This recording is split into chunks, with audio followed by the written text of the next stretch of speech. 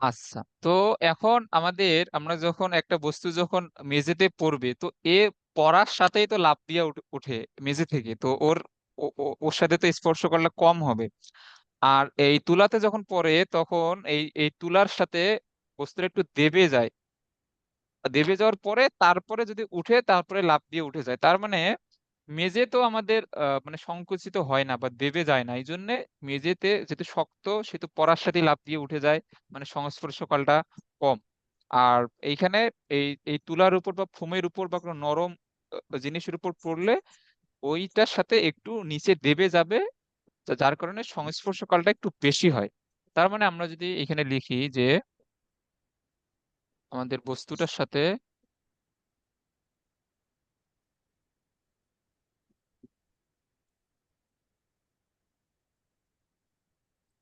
মেঝের সংস্পর্শকালটা,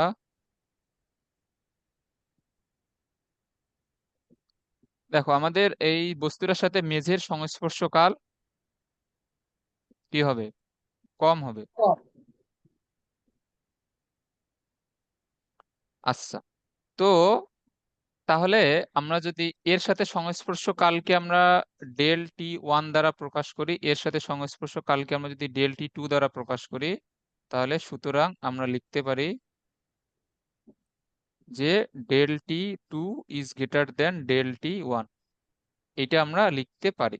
আচ্ছা, তাহলে আমরা যে একটু আগে এই সূত্রটা দেখলাম যে ভরবেগের পরিবর্তন আমাদের কত, ভরবেগের পরিবর্তন হচ্ছে যে এই যে এফ ইন্টু ডেল টি এর সমান, আমরা এইটা দেখলাম। আচ্ছা, তো আমরা এই সূত্রটা জানি। এইখানে এখন বুঝো আমাদের উভয় ক্ষেত্রে আদিবেগ জিরো। এখন এই বস্তুটা পড়ার পরে যদি উভয় ক্ষেত্রে যদি ভি বেগে ছিটকে যায়, তাহলে এইখানে এইখানে দুইটারই ভরবেগের পরিবর্তন সমান হবে না? আচ্ছা, দুইটারই যদি ভরবেগের পরিবর্তন সমান হয়, আমরা এখানে মানে এটা প্রমাণের সুবিধার্থে আমরা ধরে নিব যে ভরবেগের পরিবর্তনটা সমান। কিন্তু আমাদের প্রকৃত পক্ষে তো মেঝেতে পরে যত জোরে ছিটকে যাবে এই তুলাতে পরে কিন্তু অত জোরে ছিটকে যায় না। বাট আমরা এটা ধরে নিব, এই যে আমাদের এটা এটা প্রমাণের সুবিধার্থে। তার মানে আমাদের এই যে বস্তুটি পড়ার পরে একই বেগে ছিটকে গেলে,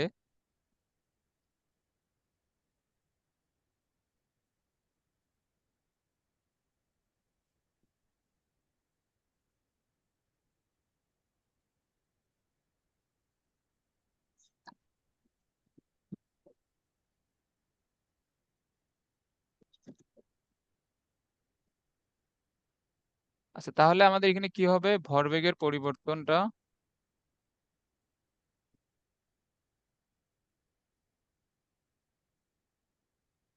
দেখো এখানে ভরবেগের পরিবর্তন সমান হবে। আর আমরা যখন আরেকটা জিনিস শিখবো, ওই যে আমি তোমাদের যে বল ব্যাটের কথা বললাম, বা তোমরা তো মানে ক্রিকেট ট্রিকেট অত অত খেলো নাই, তো আমরা যখন এই যে আমরা যখন ক্রিকেট খেলি বা আমরা যখন ক্রিকেট খেলা দেখি, তখন দেখবা যে ক্যাচ ধরার সময় হাতটা একটু পিছনের দিকে নিয়ে আসা হয় ক্যাচ ধরার পরে। তো এটা কেন করা হয় আমরা এটাও শিখবো। তাহলে আমাদের এখানে ডেল পি সমান, ডেল পি যদি উভয় ক্ষেত্রে সমান হয় এফ ইন্টু ডেল্টা টি। আচ্ছা, তাহলে আমাদের এইখানে এফ সমান, এখানে কি কি হবে, এফ সমান হবে del P by del T. তাহলে একটা জিনিস বলো যে কোন ক্ষেত্রে এফ এর মানটা তাহলে কোন ক্ষেত্রে বড় হবে বলো।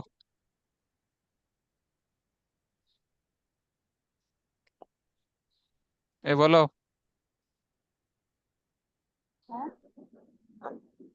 কোন ক্ষেত্রে এফ এর মানটা কোন ক্ষেত্রে বড় হবে?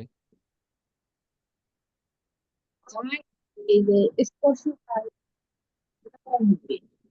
হ্যাঁ, আমাদের স্পর্শকাল যার কম সেটার ক্ষেত্রে এফ বেশি হবে, তাহলে ডেল টি ওয়ান কম হলে আমাদের এফ ওয়ান বড় হবে আর এফ টু ছোট হবে, আমরা এটা লিখতে পারি। তো এফ ওয়ান তো আমাদের হচ্ছে যে ঘাত বল বা আমাদের এই যে ক্ষুদ্র সময় ধরে যে পরিমাণ বলটা প্রয়োগ করে, তাহলে আমরা এখানে বলতে পারবো যে বস্তু আমাদের মেঝের উপর বা তুলার উপর এই যে এই এফ বলটা প্রয়োগ করে, তাই না? এই যে আমাদের বস্তু এফ বলটা প্রয়োগ করে, কিন্তু মেঝে তো আমাদের সমান পরিমাণ তো প্রতিক্রিয়া বল তো দিবে। এই আমাদের মেঝে সমান পরিমাণ এই এই প্রতিক্রিয়া বল দিবে না? আচ্ছা, মেঝে সমান পরিমাণ এই প্রতিক্রিয়া বল কার উপর দিবে? বস্তুটার উপর, বা যে যে মানুষটা পড়বে তার উপর। আচ্ছা, তো যদি সমান পরিমাণ প্রতিক্রিয়া বল যদি দেয়, তাহলে যার উপর প্রতিক্রিয়া বল বেশি হবে সে তো আমাদের বেশি ব্যথা পাবে। হ্যাঁ। সো প্রতিক্রিয়া বল দেয়, তাহলে আমাদের যেইখানে বলের মানটা বেশি সেইখানে আমরা বেশি ব্যথা পাবো। তো আমাদের দেখো, আমাদের ডেল ওয়ান ছোট হওয়ার ফলে আমাদের F1টা বড় হয়ে গেছে, ফলে শক্ত মেঝেতে পড়লে বেশি ব্যথা পাওয়া যায়, বুঝছো?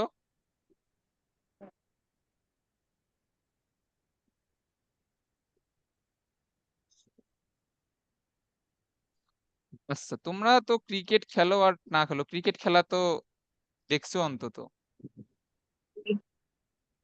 ক্রিকেট খেলা যখন দেখছো, যে আমরা যখন ধরো যে আমাদের বল দুই ধরনের হয়, একটা হচ্ছে ফাস্ট বল আর একটা হচ্ছে স্পিন বল। তো স্পিন বল মানে আস্তে বল করা। তো আমাদের ক্রিকেট খেলায় যখন আস্তে যখন বল করা হয়, মানে হচ্ছে, আহ, দাঁড়ায় থেকে আর কি, তোমরা স্পিন বল তো বুঝো না? মানে মানে এই যে আমরা আমরা যেটাকে গ্রামের ভাষায় স্প্রিং বল আহ বলি আর কি, মানে আস্তে আস্তে যখন বল করি, একটা হচ্ছে আস্তে বল করা আর একটা হচ্ছে ফাস্ট বল করা, মানে হচ্ছে দৌড়ে এসে যে বলটা করে আর কি। তো আচ্ছা, ওইটা ওগুলা বাদ দাও। তো মানে বলটা আ- যতই আস্তে আসুক, আমরা তো ব্যাট দ্বারা যদি আমরা জোরে মারি, বলটা যত বেগে আসে অত বেগে কি যায় আমরা যখন ব্যাট দ্বারা জোরে মারি? না, ওর চেয়ে কম, কম বেগে যায় না বেশি বেগে যায়? বেশি। হ্যাঁ, বেশি বেগে যায়। এটা কেন বেশি বেগে যায়? কি জানি। এই যে আমাদের হাত বলের কারণে, কারণ তখন খুবই অল্প সময়ের জন্য বিশাল পরিমাণ একটা বল এখানে প্রয়োগ করা হয় ব্যাট দ্বারা, জন্যে ভরবেগের পরিবর্তনটা অনেক বেশি হয়ে যায়। মানে তার আদি বেগের চেয়ে শেষ বেগটা অনেক বেড়ে যাবে। আমার বুঝছো? আচ্ছা, না বুঝলে সমস্যা নাই, আমি এখন এগুলো লিখে দিব।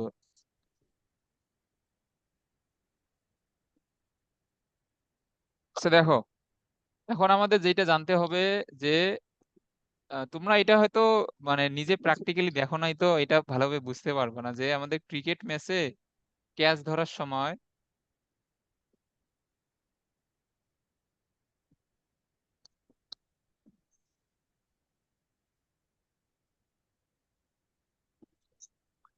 ক্যাচ ধরার সময় ফিল্ডার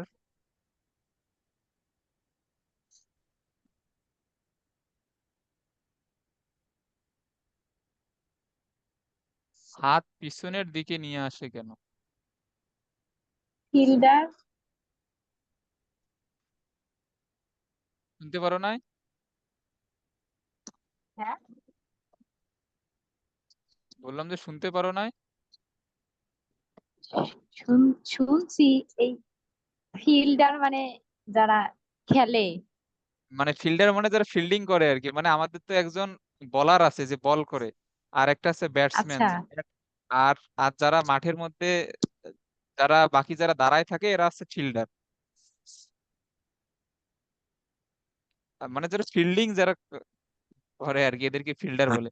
আচ্ছা ধরো যে আহ, কে- মানে তোমাদের একটা শক্ত জিনিস যদি ইট বা একটা শক্ত জিনিস যদি তোমাদের দিকে জোরে ছুঁড়ে মারা হয়, তোমরা যদি হাতটা যদি স্থির রাখো, মানে তোমার হাতটা যদি স্থির রাখো, তো হাতটা স্থির রেখে তোমরা যদি ক্যাচটা যদি ধরো, তাহলে তোমরা বেশি ব্যথা পাবা, নাকি ওইটাকে মানে ধরে হাতটা একটু সরাই নিয়ে গেলে আহ, বেশি ব্যথা পাবা? আমরা দৌড় দিব। না না, দৌড় কেন দিবা? আচ্ছা দাঁড়াও, এইটা এইটা এটা তোমাদের প্র্যাকটিক্যালি বোঝা লাগবে না, এইটা তোমরা জাস্ট মুখস্থ করবে, কারণ এইটা ছেলেদের বললে ছেলেরা বুঝতে পারতো, কারণ ওরা সবসময় ক্রিকেট খেলে তো বুঝতে পারতো। তোমরা এটা অত সহজে প্র্যাকটিক্যালি বুঝতে পারবে না। যাই হোক, দেখো, এর কারণ হচ্ছে যে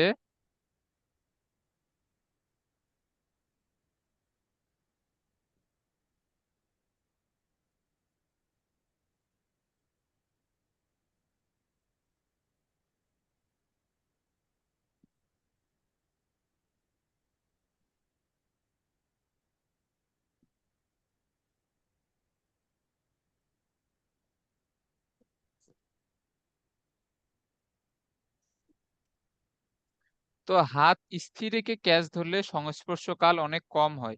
মানে ওই যে আমাদের, ধরো যে তোমরা হাত পেতে আসো, জাস্ট তোমরা বলটা আসলো তোমরা ধরে ফেললা, মানে হাত কোনো তোমরা নড়ানড়ি করো নাই, তাহলে আমাদের বল এবং হাতের সংস্পর্শকালটা অনেক কম হবে।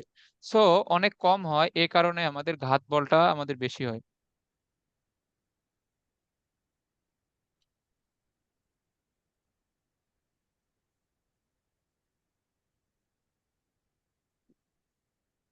এ কারণে আমাদের ঘাত বলটা বেশি হয়, কারণ আমাদের দেখো, আমাদের বলের আদিবেগ যদি আমাদের ইউ হয়, মানে যে বলটা আসতেছে আর কি, বলের আদিবেগ ইউ হলে আর শেষ বেগ হবে কত, তুমি যদি ক্যাচটা যদি ধরে ফেলো, তাহলে বলের শেষ বেগ কত হবে? V is equal to zero. V zero. আচ্ছা, তাহলে এইখানে আমাদের ভরবেগের পরিবর্তন কি হবে? M V minus M U. তো এটা নেগেটিভ হয়ে যায়, তো আমরা এটাকে একটু উল্টাই লিখি, মানে আমরা M U minus M V লিখি, কারণ আমাদের এখানে নেগেটিভ আমরা এখানে অ্যাভয়েড করব। তাহলে M U minus M V, মূলত আমাদের ভরবেগের পরিবর্তন হচ্ছে M V minus M U, but এইখানে আমাদের ভি যদি জিরো হয় তাহলে এটা হবে এম ইউ। আচ্ছা, তো তাহলে আমাদের তাহলে আমরা তো একটু আগে দেখলাম যে ভরবেগের পরিবর্তন সমান কি, F, sorry, F into delta T. তাহলে আমাদের এফ কি হবে? এফ হবে M U by delta T. আচ্ছা, তো দেখো আমাদের ডেল্টা টি যত কম হবে এফ এর মানটা তো তত বেশি হবে, তাই না? তো আমাদের ডেল টি কম হলে এফ এইখানে বেশি হবে, তো এফ যত বেশি হবে হাতে তো তত বেশি আঘাত পাওয়া যাবে, আমরা তো এটা বুঝি। এই কারণে ঘাত বল বেশি হয়, ফলে হাতে বেশি আঘাত পাওয়া যায়।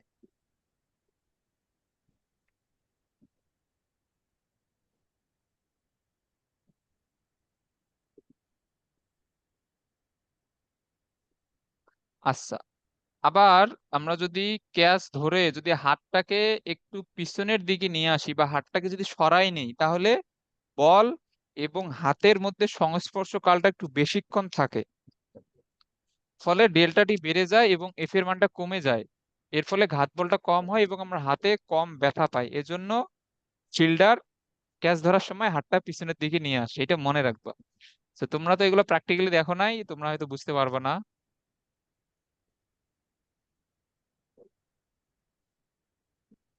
আবার আসছে যে ক্যাচ ধরে হাত পিছনের দিকে নিয়ে আসলে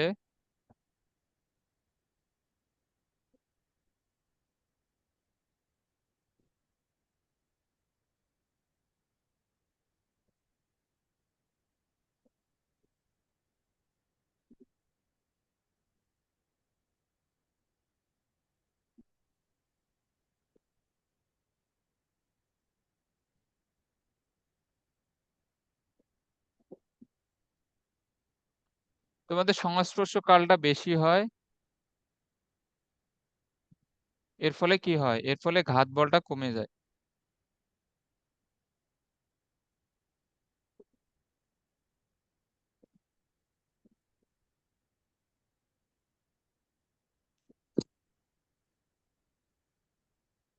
ফলে হাতে কম ব্যথা পাওয়া যায়।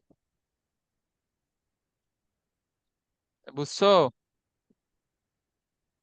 হ্যাঁ।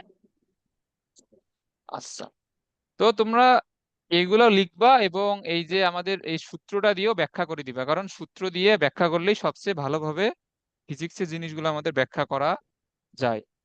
আচ্ছা, তো যদি এটা যদি বুঝে থাকো, তাহলে আমাদের এরপর কি আছে? হ্যাঁ, এরপর আমাদের বলের ঘাতের ম্যাথ আছে, তো এটা পড়ো।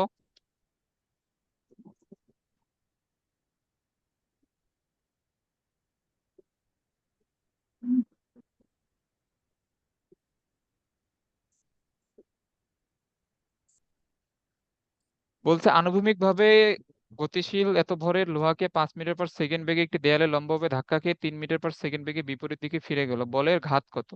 আচ্ছা, আমাদের আমাদের বলের ঘাত কি? বলের ঘাত হচ্ছে ভরবেগের পরিবর্তনের সমান। এই তোমাদের এটা মনে আছে না? তো তাহলে আমাদের বলের ঘাত হবে, এইখানে কি, সরি, এইখানে হচ্ছে ভরবেগের পরিবর্তন।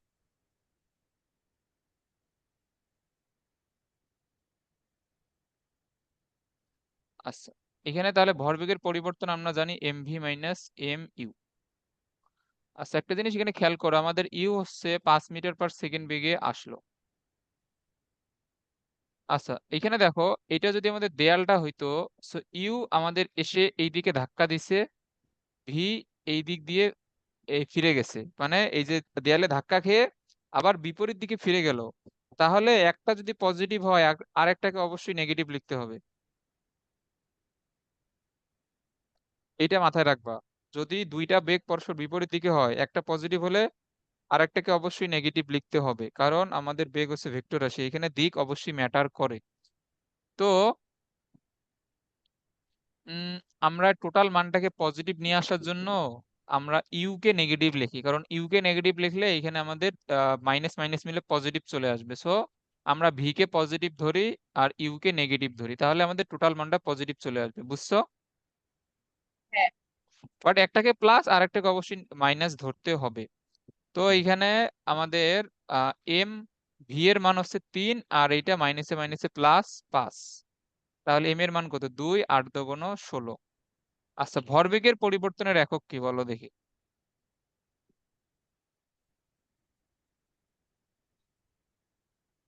বলো।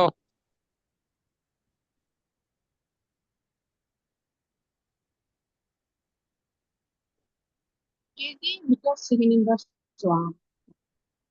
হ্যাঁ, আমাদের ভরবেগের এককও যা, আমাদের আমাদের ভরবেগের পরিবর্তনের এককও তা, কারণ এটাতে দুইটা ভরবেগের বিয়োগফল, জাস্ট তো বিয়োগ করলে তো এককের কোনো চেঞ্জ হয় না। সো এটা আমাদের কেজি মিটার পার সেকেন্ড, এটাই হচ্ছে আমাদের অ্যান্সার। আচ্ছা,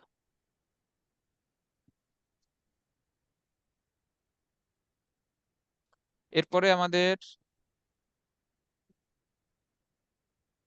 এরপরে কি আছে? এরপরে 4.10। পড়ো। এত ভরের একটা গাড়ি এত বেগে চলার অবস্থায় একটি দেয়ালে এত সেকেন্ড ধরে আঘাত করে থেমে গেল, বলের ঘাত এবং দেয়ালটির উপর গড় বাধাদানকারী বল নির্ণয় করো। তাহলে আমাদের ইউ কত? ইউ হচ্ছে 36 কিলোমিটার পার আওয়ার, কালকে আমরা এটা একটু করছিলাম, সো এটা হবে 10 মিটার পার সেকেন্ড। আচ্ছা, তাহলে এখানে আমাদের প্রথমে নির্ণয় করতে বলছে বলের ঘাত। আমরা জানি বলের ঘাত হচ্ছে যে, বলের ঘাত হচ্ছে আহ, ভরবেগের পরিবর্তন। সো বলের ঘাত হচ্ছে আমাদের ভরবেগের পরিবর্তন।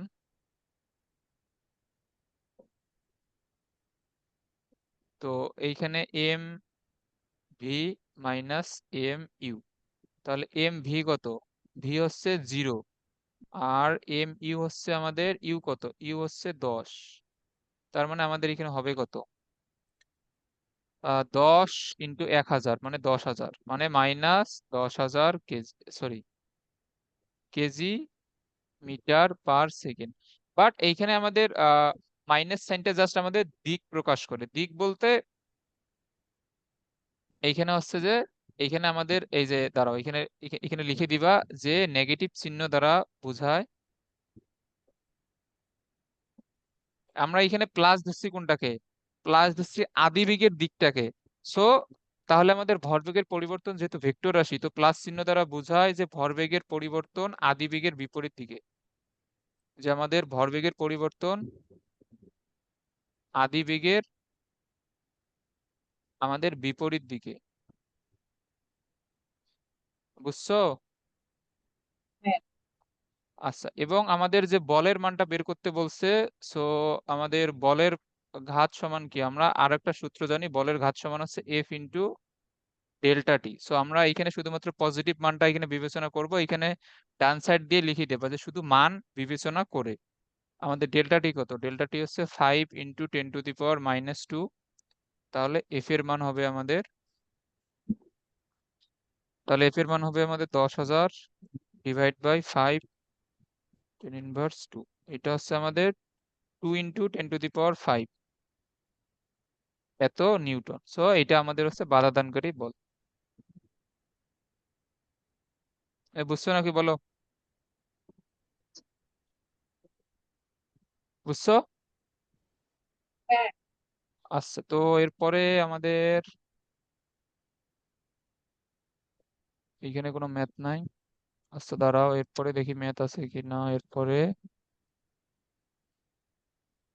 আমাদের এই টাইপের আর ম্যাথ নাই, তো এইখানেও কিছু আছে নাই। আচ্ছা, এরপরে আমরা পড়বো নিউটনের গতিসূত্রের ব্যবহার। আচ্ছা, আমাদের আরেকটা জিনিস তো পড়া হয় নাই, এটা হচ্ছে, দাঁড়াও, আমি এখানে পেজ ফাঁকা রাখছিলাম ওই জিনিসটা পড়ানোর জন্যই, ওটা মনে নেই। আচ্ছা দাঁড়াও, তো আমরা কালকে পর্যন্ত নিউটনের সেকেন্ড ল আমরা পড়ছি, তো আজকে আমরা নিউটনের থার্ড ল পড়বো।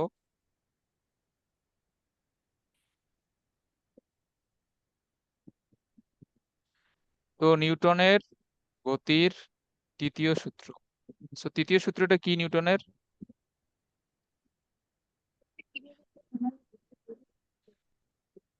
আচ্ছা, তোমরা বলতেছো কিন্তু আমার এখানে শোনা যাচ্ছে না। তোমরা তো তৃতীয় সূত্রটা জানো যে একটা আমাদের আমাদের যদি আহ, প্রত্যেক বলেরই একটা সমান এবং বিপরীতধর্মী প্রতিক্রিয়া বল আছে, আমরা এটা জানি তো। আছে। তোমরা এটা তৃতীয় সূত্রটা তোমরা নিজে খাতায় লিখবা, আমি আর না লিখলাম, যেহেতু তোমাদের এটা জানা আছে। আচ্ছা, তো আমাদের এইখানে এই তৃতীয় সূত্র নিয়ে আমাদের যেগুলো জানতে হবে, যে এইটা যদি আমাদের একটা বস্তু হয় এ বস্তু, আর এটা যদি আমাদের একটা বস্তু হয় বি বস্তু, তো এ বস্তু যদি বি বস্তুর উপর এফ এ পরিমাণ বল প্রয়োগ করে, এবং এইটা যদি আমাদের ক্রিয়া বল হয়, তাহলে বি বস্তুও এ বস্তুর উপর বিপরীত দিকে এফ বি পরিমাণ বল প্রয়োগ করবে। এটা হচ্ছে আমাদের প্রতিক্রিয়া বল, আমরা এটা জানি। তোমরা এখানে বিবৃতিটা লিখে দিবা। আচ্ছা, তো এবং আমরা কালকে একটা জিনিস পড়ছিলাম বলের বৈশিষ্ট্যে, যে বল জোড়ায় জোড়ায় কাজ করে, এককভাবে কোনো ক্রিয়াশীল বল পাওয়া যায় না। একটা যদি প্রতিক্রিয়া হয় আরেকটা, সরি, একটা ক্রিয়া হলে আরেকটা প্রতিক্রিয়া হবে। তো ওই জিনিসটা আমরা আবার লিখি, যে আমাদের ক্রিয়া ও প্রতিক্রিয়া বল জোড়ায় জোড়ায় কাজ করে।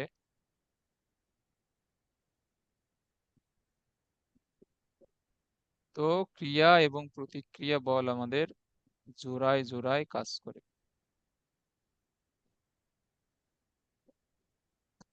আমরা এটা জানি অলরেডি, বাট লিখে দেই। আর তোমাদের তোমরা একটা জিনিস বলো তো দেখি, যে ক্রিয়া এবং প্রতিক্রিয়া বলে লব্ধি নির্ণয় করা যাবে কিনা?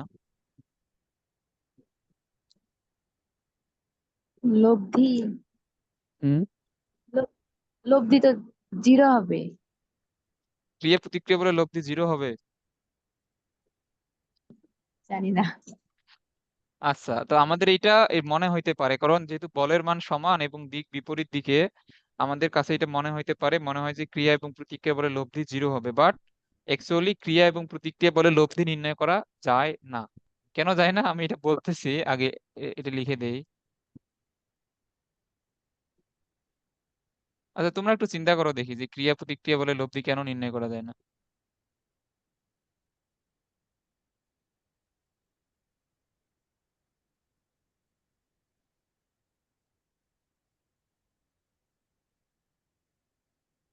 আর তোমরা কিন্তু একজনও কিন্তু ওই যে মহাকর্ষ চ্যাপ্টারের ফুল হ্যান্ড নোট কিন্তু দাও নাই, সো এগুলা কিন্তু ঠিক না। তোমাদের আমি যখন দিতে বলবো তোমরা তখনই দিয়ে দিবা, তোমরা যদি এত লেট করো সবকিছুতেই তাহলে তো হবে না। 100টাই আছে। না না, তোমাদের মানে লেকচার ওয়াইজ তো হ্যান্ড নোট আছে, ওইটা তো আমি দেখছি, বাট পুরোটা একসাথে দিয়ে দেবা। তোমাদের কাছে ছবি হয়তো তোলা আছে, বা যদি ডিলিট করে দাও তাহলে আবার পুরো হ্যান্ড নোটের ছবি তুলে আমাকে দিয়ে দিও, মানে দুইজনে গ্রুপে দেওয়ার দরকার নাই, তোমরা আলাদা আলাদা ভাবে আমার ইনবক্সে দিয়ে দিও। তো আমাদের ক্রিয়া এবং প্রতিক্রিয়া লব্ধি নির্ণয় করা যায় না। লব্ধি নির্ণয় করার আমাদের শর্ত শর্ত কি ছিল? আমরা যখন ভেক্টর চ্যাপ্টার পড়ছিলাম, লব্ধি নির্ণয় করার শর্ত ছিল যে আমাদের যতগুলো বল থাকবে ওইটা একটা বস্তুর উপরেই ক্রিয়া করতে হবে। একটা বস্তুর উপর ক্রিয়া করলে না, বা এক জায়গায় ক্রিয়া করলে না, আমরা লব্ধিটা বের করতে পারি। তো এইখানে আমাদের ক্রিয়া বল এক বস্তুর উপর, প্রতিক্রিয়া বল আরেক বস্তুর উপর, তো দুইটা ভিন্ন ভিন্ন বস্তুর উপর কাজ করতেছে, তো এইখানে লব্ধি নির্ণয় করা যাবে না, কারণ দুইটা বল আমাদের দুইটা বস্তুর উপর। সো একই বস্তুর উপর হইলে আমরা লব্ধি নির্ণয় করতে পারি, বাট যেহেতু এখানে দুইটা বল দুইটা ভিন্ন ভিন্ন বস্তুর উপর, সেহেতু লব্ধি নির্ণয় করা যাবে না। বুঝছো?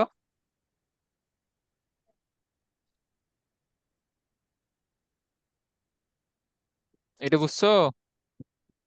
সি। আচ্ছা, তোমরা তো চিল্লায় এই বললেও তো আমি শুনতে পারতেছি না।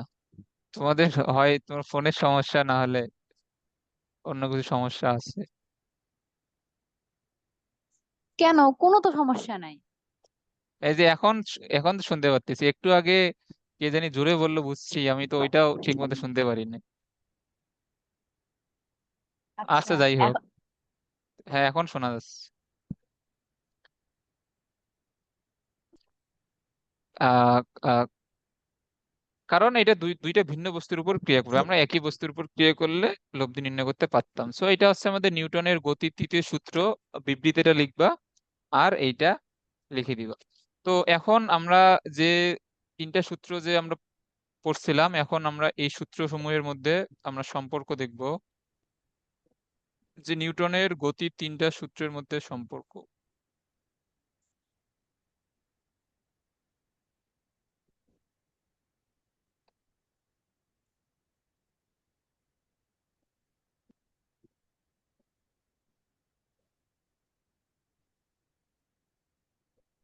আচ্ছা, তো এখন আমরা প্রথমে দেখব যে প্রথম ও দ্বিতীয় সূত্রের সম্পর্ক। প্রথম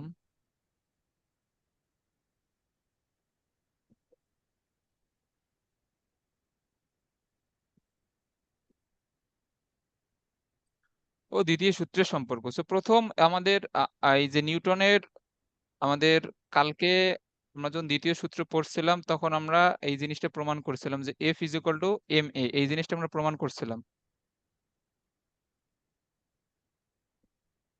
দেখো তোমাদের নোট খাতায় তো এটা অবশ্যই আছে, যে আমাদের দ্বিতীয় সূত্র অনুযায়ী কি ছিল, যে আমাদের বলের এটাকে সামেশন অফ এফ বলা হয়। সামেশন অফ এফ দ্বারা বলের লব্ধি মূলত মূলত প্রকাশ করা হয়। তো আমাদের এফ সমান কি ছিল, এফ সমান ছিল এম এ। এটা ছিল আমাদের আমাদের দ্বিতীয় সূত্র অনুযায়ী এম এ। আমরা এটা কালকা দ্বিতীয় সূত্রে এটা প্রমাণ আমরা করছি। আচ্ছা, তো আমাদের প্রথম সূত্র কি ছিল? প্রথম সূত্র ছিল যে আমাদের যদি কোনো বস্তুর উপর বল ক্রিয়া না করে এবং ক্রিয়াশীল বলের লব্ধি শূন্য হলে স্থির বস্তু স্থির এবং গতিশীল বস্তু গতিশীল থাকবে।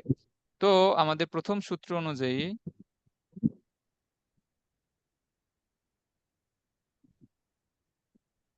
তো প্রথম সূত্র অনুযায়ী আমাদের যদি ক্রিয়াশীল বল না থাকে,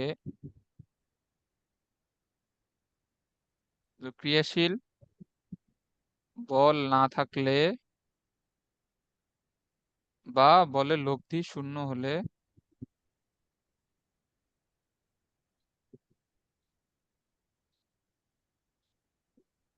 আমাদের কি হয়, সামেশন অফ এফ বলের লব্ধি হবে জিরো। আচ্ছা, তাহলে সামেশন অফ এফ মানে কি, এম এ, এম এ সমান জিরো। এম কি কখনো জিরো হইতে পারে? এম তো কখনো জিরো হইতে পারে না, এই জন্য এখানে এ জিরো হবে। আচ্ছা, বুঝছো এটা? হ্যাঁ, বুঝছি। এম এম এম এর কিন্তু আমাদের জিরো হওয়ার কোনো সুযোগ নাই, ধরো উপরে যাই। আচ্ছা, তো এখন দেখো আমাদের এ সমান কি বলো, এ সমান ডি ডিটি অফ ভি। আমরা কিন্তু এর ম্যাথ একটু আগেই করে আসলাম। তো এইটা সমান আমাদের কি, জিরো। এই যে এখানে এ সমান জিরো। আচ্ছা, ডিডিটি অফ ভি জিরো। আচ্ছা, কার কার ডিফারেন্সিয়েশন জিরো হয়? আমাদের একটা ধ্রুব সংখ্যার ডিফারেন্সিয়েশন জিরো হয় না? হ্যাঁ, তাহলে এখানে আমাদের ভি এর ডিফারেন্সিয়েশন জিরো, মানে ভি একটা এখানে ধ্রুবক। বুঝছো আমার কথা? হ্যাঁ, হ্যাঁ, বুঝতে। বুঝছি। আচ্ছা, তো এখানে যেহেতু ভি ধ্রুবক, ভি ধ্রুবক মানে কি, ভি ধ্রুবক মানে হচ্ছে বেগের কোনো চেঞ্জ হবে না। দেখো, ভি ধ্রুবক মানে বেগের কোনো চেঞ্জ হবে না। মানে আমাদের কখন বেগের চেঞ্জ হবে না, যখন এই যে সামেশন অফ এফ বা বলের সমষ্টি বা বলের লব্ধি যখন জিরো, তখন ভি ধ্রুবক মানে বেগের কোনো চেঞ্জ হবে না। সো বেগের কোনো চেঞ্জ না হওয়া কোন সূত্রকে প্রকাশ করে বলো তো?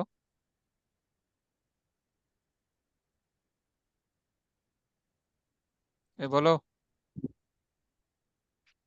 প্রথম সূত্র। হ্যাঁ, প্রথম সূত্র।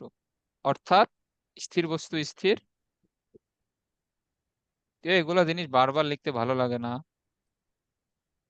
স্থির বস্তু স্থির এবং এবং হচ্ছে যে গতিশীল বস্তু সমবেগে গতিশীল।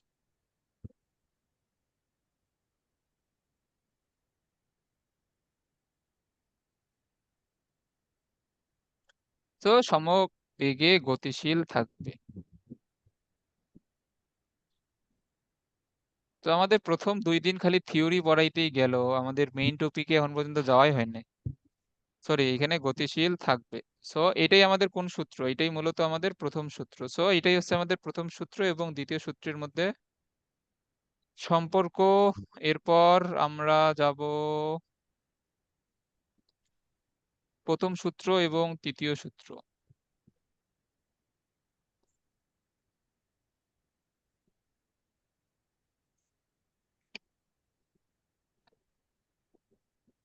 এই সম্পর্কগুলা ভালোভাবে এই মনে রাখবা।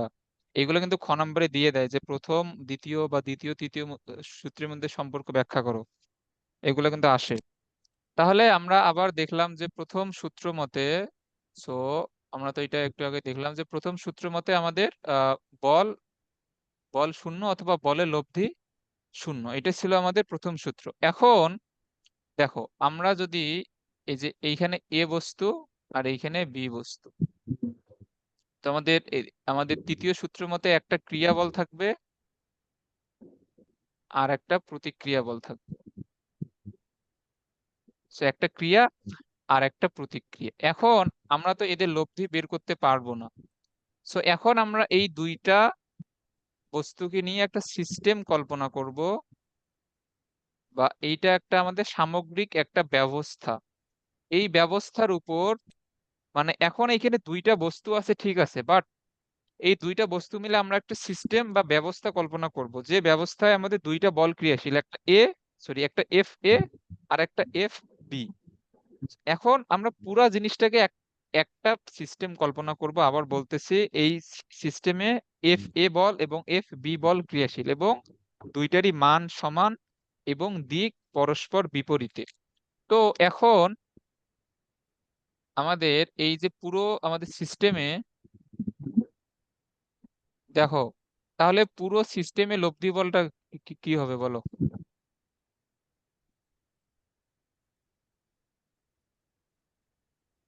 দেখো হ্যাঁ বলো, আবার বলো, তোমার কথা শুনতে পারিনি।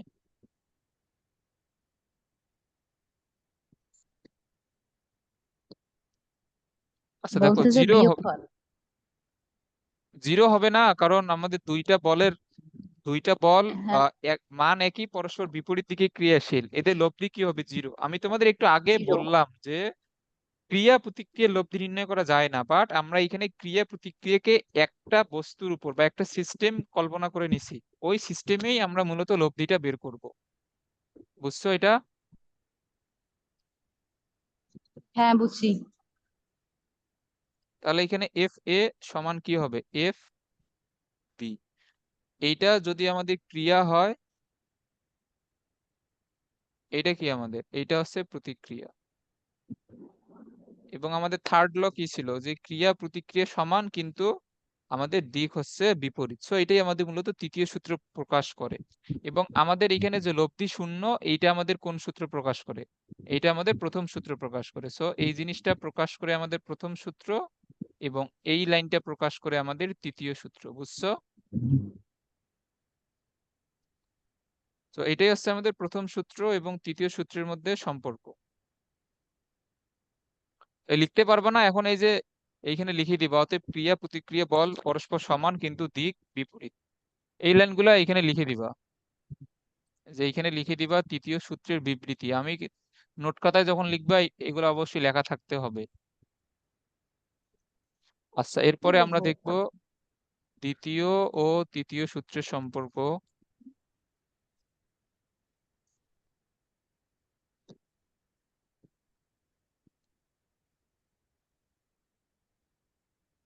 আচ্ছা, তো আমাদের দ্বিতীয় সূত্র অনুযায়ী কি? আমাদের দ্বিতীয় সূত্র অনুযায়ী হচ্ছে যে এই যে প্রযুক্ত বল ভরবেগের পরিবর্তনের সমান।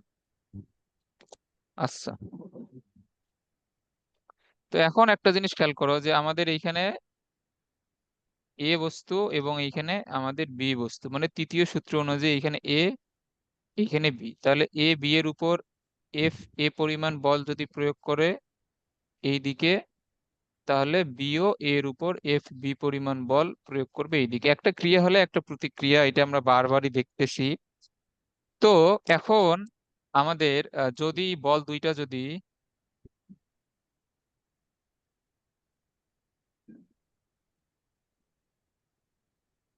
আচ্ছা তোমাদের একটা জিনিস বলি, আচ্ছা এইটা আমাদের এই পেজে লিখে নাও। আমাদের ক্রিয়া বল আমাদের যতক্ষণ ধরে ক্রিয়া করে, আচ্ছা ওইটা আমাদের কই গেল, হ্যাঁ এই যে এই পেজে লিখে নাও আমাদের তৃতীয় সূত্রে, যে আমাদের ক্রিয়া বল আমার যত সময় ধরে ক্রিয়া করে, প্রতিক্রিয়া বলও কিন্তু অত সময় ধরেই ক্রিয়া করে। সো ক্রিয়া, কারণ ক্রিয়া বল থাকলেই না প্রতিক্রিয়া বল থাকবে, ক্রিয়া বল যদি বন্ধ হয়ে যায় তো সেইখানে তো প্রতিক্রিয়া বল থাকবে না। সো এইটা আমাদের ক্রিয়াকাল হচ্ছে একই, বা তারা একই সময় ধরে। আচ্ছা এটা আরো আরো ভালোভাবে লিখি। এইটা লেখো যে ক্রিয়া এবং প্রতিক্রিয়া বল একই সময় ধরে ক্রিয়া করে।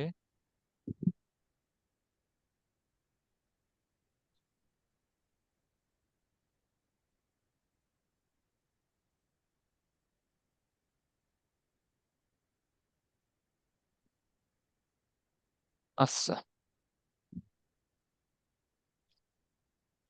হ্যাঁ, তাহলে আমাদের দুইটা বলে যদি আমাদের টি সময় ধরে যদি কাজ করে,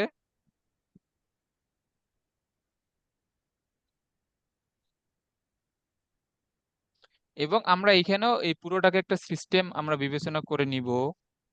এই যে এই পুরোটা আমাদের একটা সিস্টেম আমরা বিবেচনা করে নিব। আচ্ছা, তো এইখানে বলো এ বস্তুর ভরবেগের পরিবর্তন এখানে কি, এখানে কি হবে?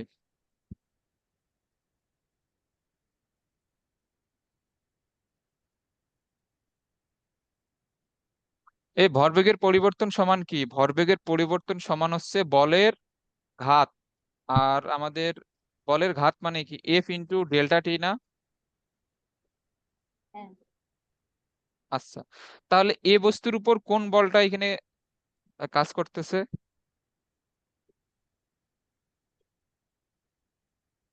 বলো। এই বস্তুর উপর কোন বল কাজ করতেছে? হুম। এফ বি বল। হ্যাঁ, এফ বি। আচ্ছা এফ বি, আর সময় কত? সময় হচ্ছে ডেল্টা টি। আর আমাদের বি এর ভরবেগের পরিবর্তন ডেল্টা পি বি যদি হয়, তাহলে বি এর উপর কাজ করতেছে এফ এ। কি ব্যাপার, এটা 40 মিনিট শেষ? বুঝলাম না, এত তাড়াতাড়ি সময় কই চলে যায়। আচ্ছা দেখো, এখন এই সিস্টেমের মধ্যে আমাদের মোট ক্রিয়াশীল বল কত বলো তো?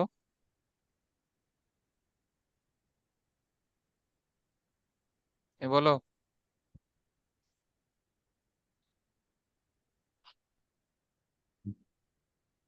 তাড়াতাড়ি বলো। এই দুটা এফ এফ এ প্লাস এই যে সিস্টেমটা তোমরা যদি একটা, আমি তো এই যে একটু আগেই তো এই যে তো বুঝাইলাম, আমরা যদি সিস্টেম, হ্যাঁ জিরো হবে। আচ্ছা দাঁড়াও, আমি আরেকটা লিঙ্ক দিচ্ছি, সময় এত তাড়াতাড়ি চলে যাচ্ছে।